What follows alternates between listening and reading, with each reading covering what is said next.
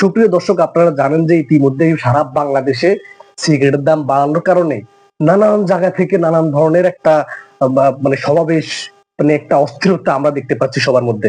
সুতরাং আমরা এই জিনিসটা নিয়ে আজকে কথা বলবো সিগারেট খোর কল্যাণ পার্টির সভাপতি জনাব দাদাভাইয়ের সাথে। দাদাভাই, আপনাকে স্বাগতম। দাদাভাই, এই যে আমরা দেখতে পাচ্ছি যে সিগারেটের দামটা এত পরিমাণে বাড়ানো হয়েছে, কর্তৃপক্ষে এত পরিমাণে বাড়াইছে, এই ব্যাপারে আপনাদের অনুভূতিটা কি, বা আপনারা কি করতে চাচ্ছেন, আপনারা আমাদেরকে যদি একটু বলতেন আর কি।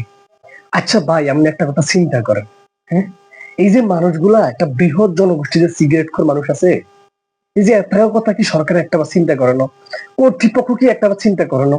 হম এই মানুষগুলো 3 বেলা ভাত না খেয়ে থাকতে পারবো, কিন্তু সিগারেট না খেয়ে থাকা সম্ভব না।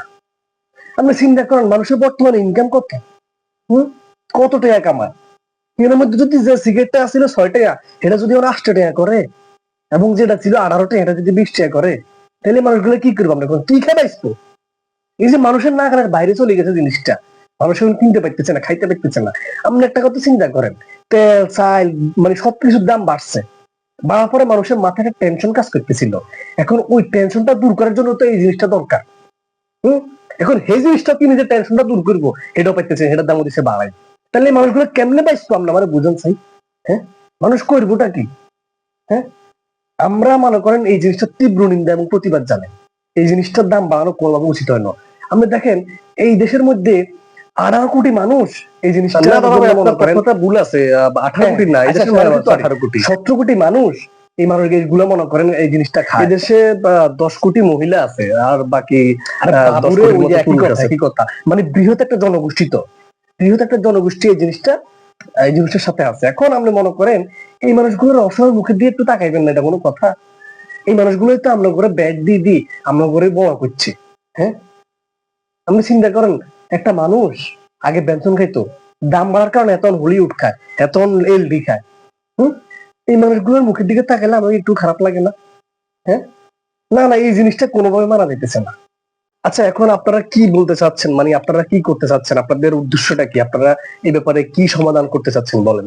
না, আমরা যেটা বলতে চাইতেছি যে এই জিনিসটা যদি ইতিমধ্যেই যদি মানে যেভাবে দাম বাড়াইছে, এভাবে যদি শীঘ্রই দামটা না কমায়, তাহলে আমরা যারা সিগারেট খোর আছি, বা বাংলাদেশের যে একটা বৃহৎ জনগোষ্ঠী সিগারেট খোর আছে, এই লোকরা কিন্তু ঘরে বসে থাকতো না ভাইয়া। এনারা মনে করেন মানে এই যে বাঁচি থাকার জন্য একটা বাঁচা মরা লড়াই এটা, হ্যাঁ, তারা কিন্তু রাজপথে নামতে বাধ্য হইব। আমি কর্তৃপক্ষকে বিনীতভাবে অনুরোধ জানাইতেছি, আপনারা এই জিনিসটা নিয়ে তাড়াতাড়ি একটা সিদ্ধান্ত গ্রহণ করুন, নাহলে কিন্তু এই যে মানুষগুলা, তারা কিন্তু রাজপথে নামে যাইব। আমি যতটুকু খোঁজ খবর পাইছি, অনেকে কিন্তু আলোচনা করতেছে যে বাংলাদেশ সহ সারা পৃথিবীতে হরতালের ডাক দেওয়া হবে যদি সিগারেটের দামটা না কমানো হয়।